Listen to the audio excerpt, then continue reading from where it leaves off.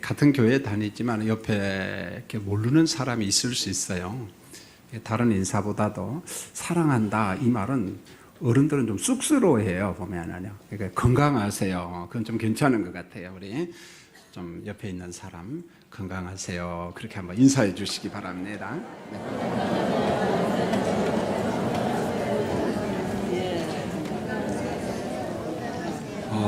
오늘 이제 어버이 주일인데 특별히 뭐 어버이 주일이라고 제가 본문을 선택하지 않고 그냥 룻기 3번째 그냥 설교를 그대로 하려고 합니다. 사실은 사사기를 제가 5번 설교하고 룻기를 3번 했는데 이게 동시대 설교입니다. 사사시대 설교를 계속해서 지금 오늘까지 하고 다음 주부터는 사무엘상은 내용이 좀 길기 때문에 제가 6번 설교를 하고 그 다음에 사무엘하 5번 이렇게 쭉 해서 개론적으로 설교를 한번 하려고 합니다. 룻기서 설교를 하면서 제가 먼저 이런 이야기를 했습니다. 어버이 주일 때 룻기서를 많은 목회자가 설교를 하는데 괜찮습니다. 그렇게 저도 그렇게 설교를 했고, 그러나 단순히 어떤 효도의 책만은 아니에요. 그 이상의 말씀입니다. 그래서 우리가 룻기서를 일컬어서 구약 성경의 복음서다 이렇게 이야기합니다. 왜 복음서라고 하냐면은 단순히 유대인들만, 아브라함의 후손만 하나님의 나라 백성이다 그 말이 아니고, 우리가 볼 때 혈통적으로 아브라함 밖에 있는 사람들도 하나님의 은혜 가운데 구원받는다. 그 대표적인 사람이 모압 여인 누굽니까? 룻이라고 하는 사람이, 룻이 구원받았다, 하나님의 구속 백성이 되었다, 이런 관점에서 룻기를 일컬어 복음서다 이렇게 이야기를 합니다. 여러분, 이제 제가 본문을 쭉 설교를 하려고 했는데 나오미의 기업 물을 사람, 여기서 기업을 물은다라고 하는 말은 대를 이어주고 혈통을 이어주는 어떤 복합적인 문제예요. 그래서 기업을 물어줄 사람이 등장을 했습니다. 그래서 룻기 4장 1절을 보면은 보아스보다 더 가까운 친족이 나타납니다. 보아스보다 더 가까운 친족입니다. 그래 보아스는요 1절에 등장하는 친족이죠. 자기보다 더 가까운 사람에게 뭐라고 이야기하냐면 룻기 4장 4절을 잘 보세요. 내 다음은 나요 이렇게 말합니다. 이 말은 무슨 말이냐면 기업을 물을 사람이 네가 먼저고 그 다음이 나다 그런 말이죠. 1절에 친족이 먼저고 그 다음은 누구라는 거예요? 보아스다. 우리 두 사람 외에는 나오미의 기업을 물어줄 사람이 없다. 자, 이렇게 이제 이야기를 했습니다. 룻기 4장 3절을 잘 보시면은요, 당시에 부유하고 많은 사람들에게 존경받는 보아스가 이제 가까운 친족에게 나오미의 계획을 이야기를 합니다. 나오미가 우리 형제 엘리멜렉의 소유를 팔려고 한다. 엘리멜렉은 이미 살았어요? 죽었어요? 죽었습니다. 엘리멜렉의 소유를 팔려고 한다. 여러분, 나오미가 팔려고 하는 기업은 죽은 남편 엘리멜렉의 소유였습니다. 자, 우리가 여기에서 이제 이거 한 가지 구약을 공부를 하면서 꼭 기억할 게, 유대인들에게, 언약 백성들에게는요 이런 전통이 하나 있습니다. 땅을 팔 때, 우리 개념으로 전답을 팔 때에 누구에게 1순위로 파냐? 가장 가까운 사람들에게 파는 전통이 있습니다. 가장 가까운 사람에게 팝니다. 자, 이와 같은 사례를 제가 하나 가져올게요. 예레미야서 32장에 보면은 예레미야 선지자가 숙부의 땅을 은 70세겔에 삽니다. 여기 숙부는 말 그대로 작은아버지예요. 어떤 사람은 숙부님 그렇게도 말하고 작은아버님 이렇게도 말하고 그냥 삼촌, 보통 이제 결혼 안 한 사람한테는 삼촌 그렇게 이야기하는데 뭐 그렇게 부르는 사람이 있습니다. 그래서 예레미야가 작은아버지 땅을 은 70세겔에 사고 증서를 써줘요. 여러분, 증서만 있으면 안 됩니다. 반드시 증인을 세우는데, 구약시대 보통 증인은 누구냐면 그 지역의 장로님들입니다. 장로님들이 증인의 역할을 했습니다. 자, 룻기와 동일한 전통이죠. 보면은 오늘 룻기 기업 물음의 전통도 똑같은 겁니다. 그래서 왜 가까운 친족에게 땅을 팔고 전답을 파느냐? 성경에 보면은 하나님께서 절기 제도를 하나 주셨는데 희년 제도를 주셨어요. 희년이라는 말은 49년이 지난 50년 되던 해, 그 말입니다. 그래서 49년이 지난 50년 되던 해는 종들에게도 자유함을 주고 땅도 원주인에게 찾아갑니다. 땅을 원주인에게 돌려줘야만이 되는 거죠. 그래서 이걸 일컬어 자유의 해, 희년제도 이렇게 말합니다. 자, 희년이 되기 전에 여건이 좀 됐어요. 내가 가난했지만은, 전답을 팔았지만은 돈을 좀 모았습니다. 그러면은 내 땅을 산 사람에게 찾아가가지고 내가 이만한 가치의 돈을 줄 테니까 내 땅을 다시금 돌려주세요. 그러면 안 돼, 이 말 못합니다. 돌려줘야 돼요. 이게 바로 하나님이 정하신 제도입니다. 하나님의 법입니다. 왜 이런 법이 생겼느냐? 요게 바로 우리가 자본주의 사회, 민주주의 사회에 살고 있지만은 조금 다른 거예요. 성경하고 자본주의가 이꼬르다, 민주주의가 이꼬르다. 맞아요? 틀려요? 틀립니다. 아닙니다, 여러분요. 성경이 자본주의 아니에요. 성경이 민주주의 아닙니다. 전혀 달라요. 어떤 부분은요. 자, 우리가 창세기 1장부터 구약의 말씀을 보면 우주 만물을 누가 창조했어요? 하나님이 창조했다. 지구를 누가 창조했어요? 하나님이 창조했다. 단순히 창조했다 그렇게만 이해를 하면 안 되고, 우주와 지구는 그러면 창조한 누구의 것이에요? 하나님의 것입니다. 할렐루야. 여러분, 성경은 강자입니다. 땅은 내 것이니, 땅의 주인은 하나님의 것이니, 성경은 거듭거듭 그 이야기를 합니다. 그래, 하나님께서 언약 백성들에게 주신 법 중에 하나가 하나님의 땅을 사고 팔면서 투기하거나 돈벌이 하는 것을 금합니다. 하나님의 땅을 가지고 네 마음대로 사고 팔고 투기하고 지주가 되고 돈벌이 하는 거 하나님께서 금하고 있어요. 이게 바로 성경이 명한 법입니다. 우리는 민주주의 사회와 자본주의 사회에 살다 보니까 이것이 마치 성경의 법인 것처럼, 하나님이 가장 기뻐하시는 것처럼 생각하는데 그렇지 않습니다, 성도님들이요. 여러분, 우리가 지내고 있는 민주주의와 자본주의 경제체제, 정치체제의 최고의 약점이 뭐냐면은 만몬사상이라는 거예요. 만몬사상.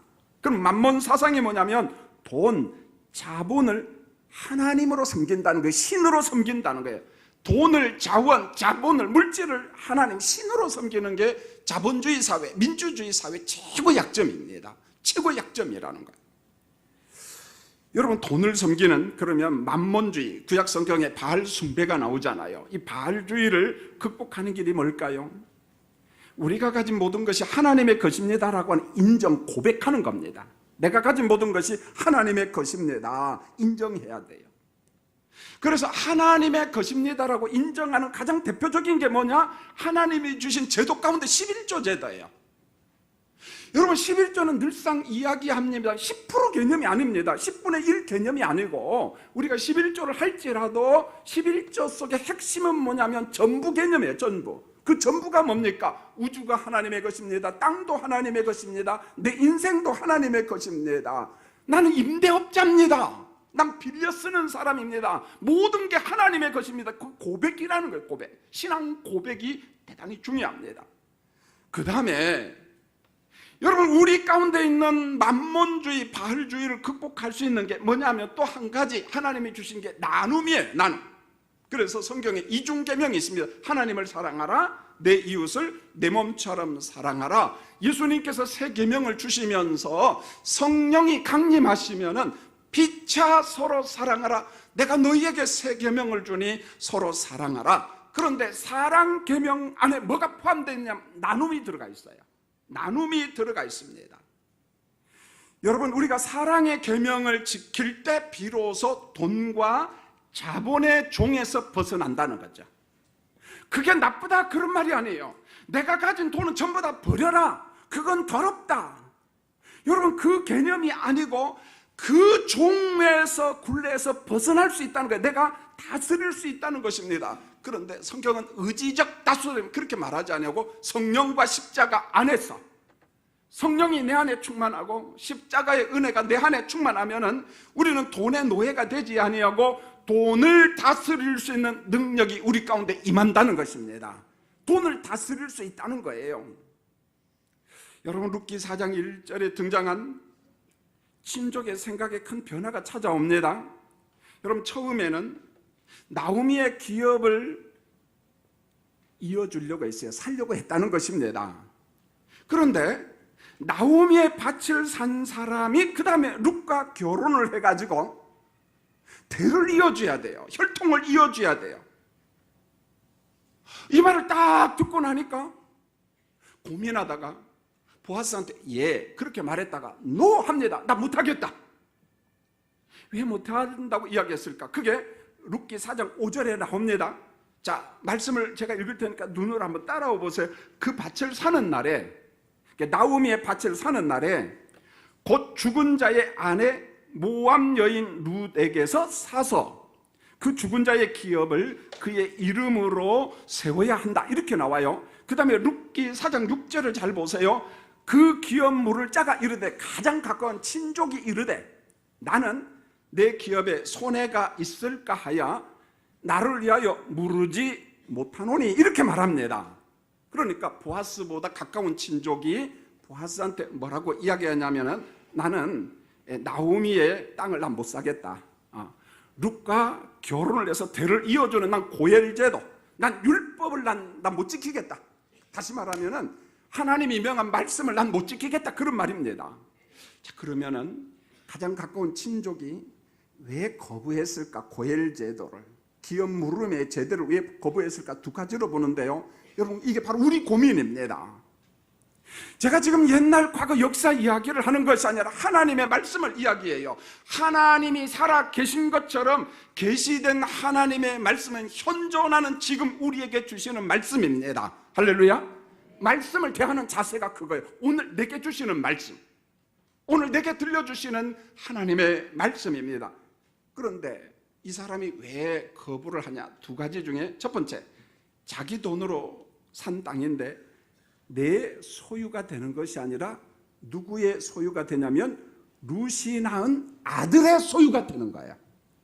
그렇다면 이 사람이 생각할 때 무슨 손실이 내게 찾아오는 것 같아요? 재산 손실, 돈의 손실. 여러분, 아까운 것 중에 가장 아까운 거, 무엇을 잃어버릴 때 가장 아까워요? 돈입니다. 여러분, 잠이 안 와요. 그렇죠? 피 웃으시네, 목사님. 나는 그렇지 않습니다. 초월했습니다. 다 그런 것 같아요. 여러분, 돈을 잃어버릴 때 그 아까움은요, 대단합니다. 대단해요. 오늘 이 첫 번째 사람이 뭐냐면은 자기 이성으로 판단을 딱 해보니까 재산 손실이 오는 거예요. 야, 나 이거 못하겠다. 나 돈 손실이 오는데 난 못하겠다. 두 번째는요, 룻이 이방 여인이거든요. 여러분, 우리가 보통 신명기라고도 이야기하자면 신학적인 신명기 법전 이렇게도 이야기합니다. 신명기 법전에 보면은 하나님께서 모세를 통해서 주신 게 이방 여인과 특별히 가나안 사람과 결혼하지 말라. 왜 결혼하지 말라고 했냐면 혼합주의가 되고 하나님을 떠날까, 믿음을 버릴까 봐가지고 그걸 못하게 하는 거죠. 그러다 보니까 전통적으로 이 사람들은 이방인과는 결혼하면 안 된다, 이게 좀 바뀌었어요. 그래서 룻이 이방 여인이야? 아니, 내가 고엘제도 이 법에 따라서 이방인과 결혼한다? 난 싫다. 혹시 내가 이방 여인과 결혼하면 하나님의 저주가 임하는 것 아닌가, 이런 걱정이 이 가까운 친족의 마음속에 들어온 거예요. 그래서 난 못하겠다, 그런 거예요. 난 못하겠다. 그럼 본문이 주는 갈등이 있어요. 자, 우리가 한번 갈등 속에 같이 들어가 보여요. 그 속에 갈등의 주인공이 남으로 보지 말고 우리로 한번 보지요. 여러분, 나오미의 친족은 고엘 제도라고 하는 율법을 지켜야 된다는 걸 알았습니다. 모르지 않았다는 거예요. 히브리 사람들은 태어날 때부터 율법을 암송해요. 말씀을 암송합니다. 하나님의 말씀을 암송하기 때문에 고엘조들을 지켜야 된다는 걸 알고 있습니다. 그런데 뭐가 문제냐? 내가 이 고엘 제도를 지키다 보니까 당장에 내 돈에 무엇이 와요? 손실이 오는 겁니다. 이뿐만 아니라 모든 소유가 내 것이 아니라 누구의 소유로 되는 거예요? 룻이 출산한 아들의 것, 자녀의 것으로 가거든요. 그러니까 룻기 4장 1절에 등장하는 이 친족은 어디 사이에서 지금 막 갈등하기 시작했냐면 하나님의 율법, 다시 말하면 고엘 제도와 자기 이성 사이에서 갈등을 합니다. 그 이성은 뭐냐면은 내 재산 손실이 되지, 내가 손해를 보지. 그래서 하나님의 말씀대로 순종하냐, 내 재산을 지키느냐, 내가 재산의 손실을 보느냐, 아니야, 난 못하겠다. 그래서 이 이성과 하나님의 법 사이에서 막 충돌이 일어났습니다. 충돌이 일어났을 때 가장 가까운 친족은 하나님의 율법을 지키기보다는 무엇을 따라가요? 내 합리, 내 이성을 따라갑니다. 난 손해볼 수 없어. 난 손해볼 수 없어. 여러분, 사사시대의 특징이 있는데, 제가 8번째 설교하면서 자주 강조했어요. 사사기 21장 25절에 보면은 사람이 각기 자기의 소견에 오른 대로 하였더라, 행하였더라, 그런 말이에요. 자기 소견대로, 자기 소견에 오른 대로. 이 말은 무슨 말이냐면, 하나님의 법과 사람의 법, 이성 사이에, 하나님의 법과 내 이성 사이에 충돌이 일어났을 때 하나님의 말씀을 지키기보다는 어디로 갔다는 거예요? 내 이성, 내 판단, 내 마음대로 살았다는 거예요. 내 마음대로 살았다. 오늘 사사기가 그 말씀을 하고 있습니다. 여러분, 성경적인 신앙, 믿음은 언제나 하나님의 말씀이 우선입니다. 여러분, 매주마다 예배당에 와서 이 말씀 듣는 거예요. 한 주 내내 세상에 살다 보니까 세속화됩니다. 어쩔 수 없어요. 그 속에 묻어 살아요. 그런데 예배당에 와가지고 또 말씀을 들으면서 그렇구나, 내가 이렇게 살아면 안 되지, 하나님의 말씀에 붙잡혀 살아야지. 여러분, 사도행전 18장 5절에 사도 바울이, 우리가 존경하는 믿음의 선배가 뭐라고 이야기합니까? 바울이 하나님의 말씀에 어떻게 해요? 붙잡혀라는 말입니다. 나 하나님의 말씀에 잡혀서 살아간다. 이렇게 살지 아니하면은 세속 사회를 내가 극복할 재주가 없는 거야. 하나님의 말씀에 난 붙잡혀 살아간다. 고린도후서 5장 14절에 사도 바울이 이런 말을 합니다. 그리스도의 사랑이 우리를 강권한다라는, 그리스도의 사랑이 나를 이끈다, 그런 말, 이끌어간다. 여러분, 고린도후서 5장 14절은 어떤 환경 속에서, 배경 속에서 나왔는가 한번 잘 들어보세요. 자, 먼저 말씀입니다. 우리를 위해 죽으신 예수 그리스도의 이끄심에 순종하라. 그리스도의 이끄심에 순종하라. 그러면서 그리스도가 누구냐? 화목의 예수님. 이 말은 십자가에 죽어주신 예수 그리스도, 그리스도의 화목, 십자가의 죽음으로 말미암아 우리가 구원받은 성도가 되었습니다. 그런데 성도로 구원받았지만은 사람들이 모이는 교회 공동체 안에 분쟁이 생겼어요. 문제가 생겼다는 거예요. 그러면은 교회 공동체 안에 분쟁이 생겼을 때 어떻게 해야 될 것이냐? 화목을 하긴 해야 되겠는데 어떻게 할 것이냐? 그러면서 고린도후서 5장 14절을 이야기한 겁니다. 이런 겁니다. 교회가 어려워요. 분열이 있습니다. 이럴 때 성도들아, 교회 안에서 자기 판단에 따라 행동하는 것을 그만다. 내 생각대로 하지 말아라. 십자가에 죽기까지 우리를 사랑하신 그리스도를 묵상하라.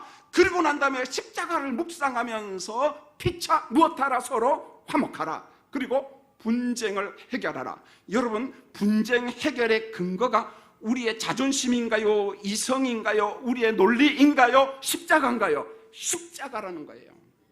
예수 믿는 사람들의 삶의 근원, 출발점이 뭐냐? 십자가라는 거예요. 십자가. 오늘 십자가를 말씀하고 있습니다. 죽기까지 우리를 사랑하신 예수님. 그런데 그 예수님께서 종말에 이 땅에 다시 와요.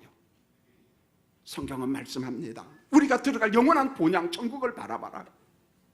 천국을 바라보면서 관용하라, 이렇게 말합니다. 천국을 보면서 내가 들어갈 본향을 보면서 관용하라, 이렇게 말해요. 저는 지난주에도 전북대학교 장례식장에 갔다 왔어요. 제 후배가 전북대학교 교수입니다. 미국 시민권자인데 한국에 너무 오고 싶어가지고 스카우트 당에서 세계적인 석학입니다. 근데 그 어머니 권사님이, 강 권사님이 하나님의 부르심을 받았습니다. 그 권사님이 저희 아버지 사랑을 참 많이 받았거든요, 보면은요. 그러다 보니까 제가 그럼 달라스를 가잖아요. 달라스 가면 우리 교인들, 우리 교회 출신, 제가 아는 사람이 참 많아요. 호텔을 하고 이런 것 저런 거 하면서, 목사님 다른 데 가지 말고 우리 집에 오세요, 그런 거예요. 자기 집을 탁 내줘, 그 딸도.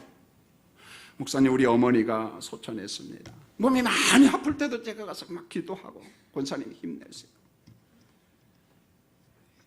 조문을 하는데 그 사랑받음에 대한 기억이 나는 거예요. 보면은요, 성경은 뭐라고 이야기하면 종말을 이야기해요. 두 가지 종말입니다. 우리 육신의 종말을 이야기해요. 너도 죽는다.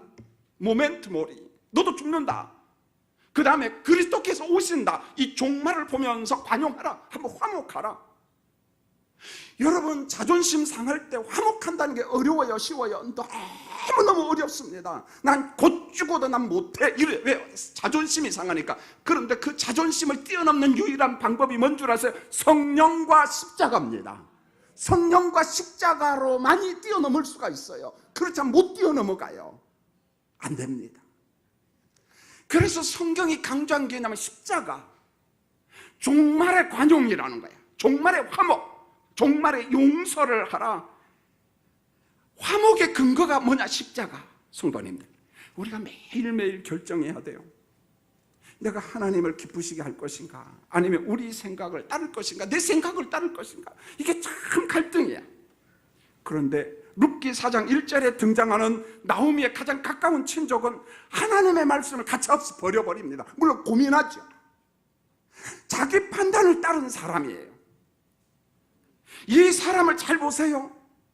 믿음이 없는 사람, 그렇게 우리가 속단하지 마세요. 이 사람도 나는 택자다 그렇게 생각해. 난 선면이다. 난 아브라함의 후손이다. 나는 율법을 맡은 사람이다. 오늘 우리 식으로 이야기, 나도 교회 다닌다. 나도 직분자다. 나도 구원받았다. 그렇게 말한다는 거예요. 그러나 실상 하나님과는 거리가 아주 먼 사람입니다. 왜요?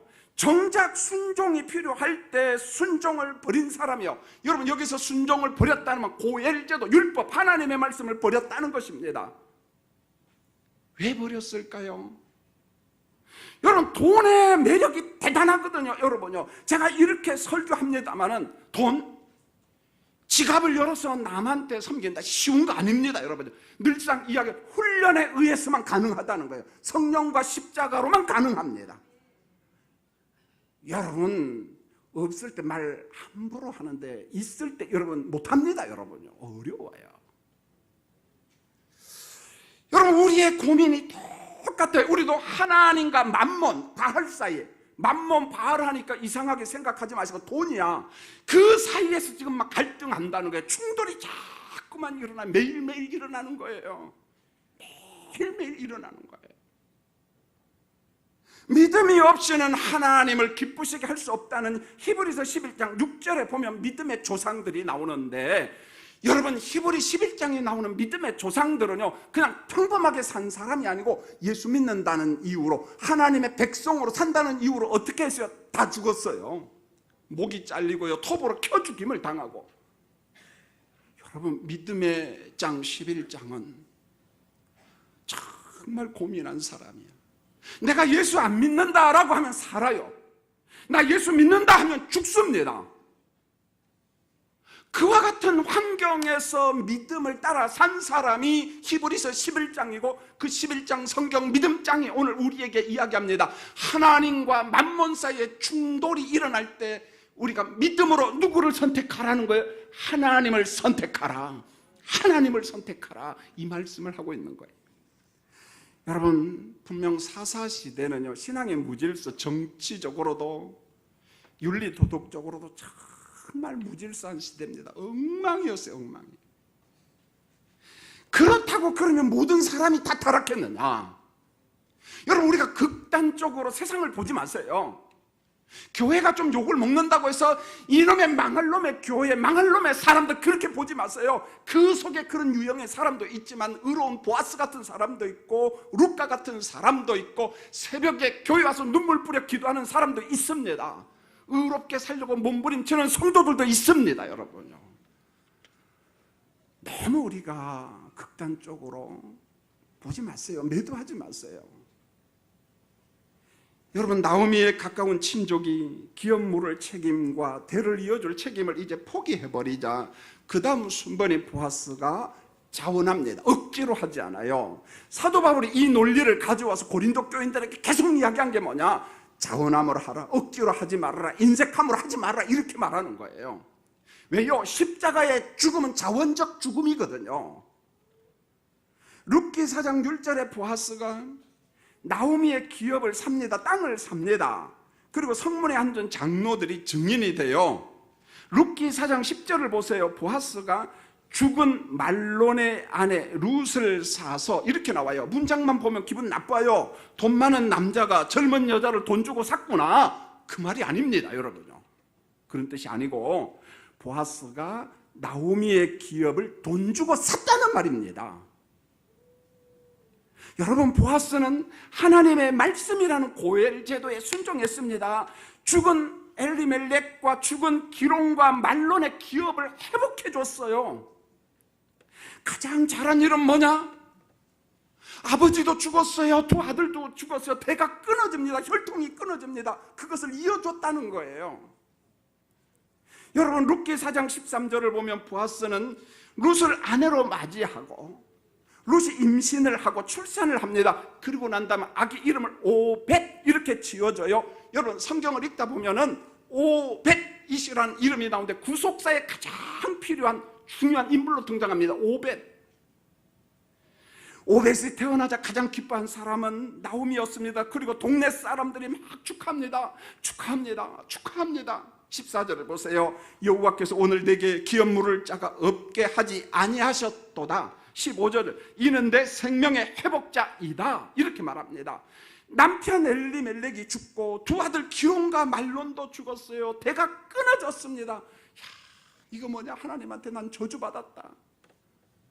혈통이 다 없어졌구나. 이어줄 사람이 없구나. 그런데 이게 웬일입니까? 하나님께서 섭리하시는데 이방 여인 룻을 딱 들어서 모함 여인, 하나님의 구속사의 인물로서요 나오미의 혈통을 이어갑니다. 보아스를 준비해서 일을 하십니다. 하나님께서 나오미의 생명을 회복시켜요. 혈통을 회복시키고 있습니다. 여러분, 이뿐만 아니라 나오미가 얼마나 기뻐하냐면 주변 사람들과 오벳은 나오미 노년의 복량자다, 이렇게 말합니다. 나오미가 이제 할머니가 되고 연세가 많아서 살아가는데 얼마나 불편하겠어요. 그런데 그 할머니 나오미를 섬길 아들을 주셨다. 노년에 나오미를 섬길 아들을 하나님이 주셨다고 막 사람들이 찬송을 합니다. 너무 좋아합니다. 여러분, 룻은 지금 어버이 주일이니까 가정의 달이니까 한 번 더 적용해보죠. 시어머님을 정말 사랑했습니다. 성경은 말합니다. 7 아들보다 귀한 며느리라는 극찬이 나와요. 상징적인 의미잖아요. 7은 완전수의 축복의 숫자입니다. 그런데 룻이 누굽니까? 모함 여인이거든요. 이방 여인이 하나님의 날개 아래 들어와서 그 하나님의 말씀을 지키는데 유대인 선민들보다 더 잘 지켜요. 혼자 외롭게 사는 나오미를 섬기는데 아주 지극정성입니다. 어떻게 섬길까요? 하나 예를 들을까요? 어머니가 가난하잖아요. 그래서 이삭을 주우러 나가요. 이삭 없이는 먹고 살 방법이 없거든요. 이삭을 주우러 갈 때 어머니 밖에 나가서 이삭 좀 줍고 오겠어요. 그럼 어머니가 그래 갔다 와라, 조심하라. 이삭을 열심히 주어서 저녁에 들어옵니다. 어머니 이삭을 열심히 주어서 이렇게 많이 주었어요. 그 어머니가 궁금하지 않겠어요? 오늘은 어느 동네 갔냐? 장이동에 갔다 왔어요. 이문동으로도 갔어요. 그런데 그러니까 보아스가 얼마나 잘해주는지 많이 주었어요. 볶음곡식을 주고 어머니 갖다 주라고 해서 볶음곡식도 가져왔습니다. 일일이 다 이야기합니다. 자, 어른들, 이런 며느리 이뻐요? 안 이뻐요? 여러분, 이뻐요, 여러분요. 어머니 왜 냉장고 열었어? 이런 며느리 이뻐요? 안 예뻐요? 겁나죠, 여러분요. 고개를 끄덕끄덕 하시는 분은 어떻게 저 남자가 내 마음을 아냐 하는 것 같아 보니까. 사랑하는 성도님들, 나오미는요, 룻은요, 이방 여인이 하나님의 법을 따라 살아갑니다. 여러분, 오늘 시대에 자꾸 어떤 도덕성과 윤리성이 변합니다. 그게 참 힘들어요. 제가 그런 보고를 받았어요. 우리 교회가 그렇다는 말이 아니고, 우리 교회도 교회니까 그 범죄에 포함되겠지. 오해하지 마세요. 며느리들이요. 여러분 나 누군지 모르니까. 며느리들이 왜 교회를 떠나냐? 시어머니 보면 열받아서 떠난대. 스트레스 받아서. 시어머니들 아휴, 살만 나요? 안 나요? 안 나죠. 네. 여러분 우리 예수 믿는 사람들은 며느리, 딸 할 것 없이 잘해 주시기 바랍니다. 우리 며느리들은 전부 다 룻처럼 되기를 원합니다. 예, 아멘. 사실 이 설교를 준비하면서 이제 저도 우리 아들이 결혼했고 저 설교를 듣습니다. 우리 자부도 있습니다. 일주일에 한 번 교회 와야 만납니다. 지들도 바쁘니까. 가끔 가다가 이런 교육을 합니다. 이래라 저래라 잔소리 잘 안 합니다. 저는요 말 안 하고 살으라면 삽니다. 한 주간요. 예배당에 설교하니까 저 사람은 말꾼이다 이렇게 말하는데 요때만 말해 내가요. 아 집에서는 저희가 말 잘 안 합니다. 피곤해. 그러니까 말 안 하고 그냥 눈으로 말해요. 그래요. 눈으로 말해요. 네. 그래서 제가 우리 아들한테 그러죠. 자부한테도. 저 은평구에 장인 장모 처갓집에 살죠. 갈 때 외할머니가 살아요. 87살인가 몇 살이에요.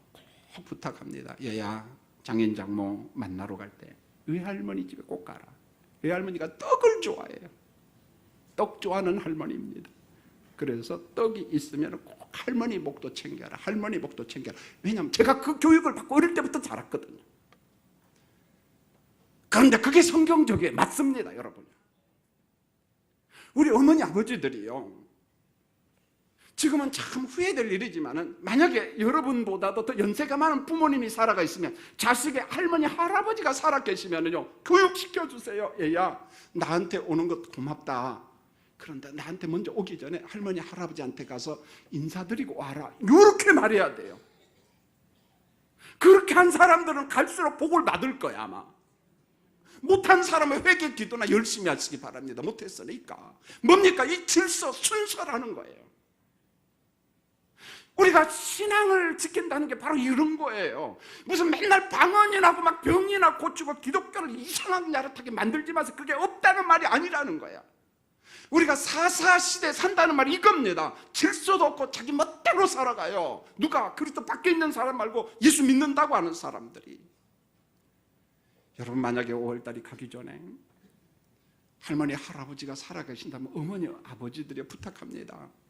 얘야 이번 5월달은 할머니 할아버지한테 먼저 갔다 와라. 먼저 갔다 와라. 여러분 이 다음에 멋진 대접 받을 겁니다. 멋진 대접 받. 이게 무너지니까 다 무너져. 부모님이 말해도 안 들어요, 여러분요. 우리 교인들도 그래요. 목사님, 애들이 말을 안 들어요. 어떤 사람들 저한테 주면 우리 자식도 겉면져. 아니 집사님 권사님 못하는데 내가 한다고 듣습니까? 그래도 목사님이니까. 목사님 말도 안 들어요. 이제 말씀을 맺겠습니다. 여러분 마태복음 1장 5절을 보면 보아스와 룻에게서 오벳을 낳고, 마태복음 1장 16절에 보아스와 룻과 오벳의 후손 중에 그리스도 칭하는 예수가 아니라 메시아가 왔다는 거예요. 그래서 룻기가 복음서라는 겁니다. 복음서. 구속사의 책이라는 거예요. 사사시대처럼 세상이 제멋대로 살아가도 여러분 우리가 오염되면 안 돼요. 오염되면 고집스럽게 우리 가정을 복음적 질서 가운데 살아가야 돼요. 아버지는 아버지고 하나님은 하나님이고 자식은 자식이고 손자 손녀는 손녀고 이 질서를 지키는 성령과 말씀에 이끌려 살아가는 우리 교인들이 되시기를 주님의 이름으로 축원드립니다. 기도하겠습니다. 하나님, 우리가 사사시대 설교를 들을 때 옛날 이야기가 아니에요. 오늘 우리가 살아가는 시대가 사사시대하고 똑같아요. 예수를 믿고 구원받았다고 하지만 부모님의 말도 잘 안 들으려고 해요. 자기 마음대로 살아갑니다. 그게 유행이라나 고지고대로 살아가면 촌사람이라고 이야기합니다. 하나님의 말씀에 도시 사람이 있고 촌사람이 어디 있습니까? 하나님의 말씀에 붙잡혀 살아가는 것이 축복이요 은혜입니다. 하나님 간청합니다. 오늘 예배드리는 성도들 마음속에 주님의 말씀을 붙잡고 주님의 말씀을 따라 살아가는 거룩한 백성들 되도록 은혜 내려 주시옵소서. 연세 많으신 할머니, 할아버지, 우리 부모님들 한 번 더 돌아보고 한 번 더 찾아뵙고 한 번 더 음식을 제공하고 한 번 더 용돈을 더 드리고 감사하는 멋진 자녀들 되도록 우리 주님 축복 내려 주옵소서. 예수님의 이름으로 기도합니다.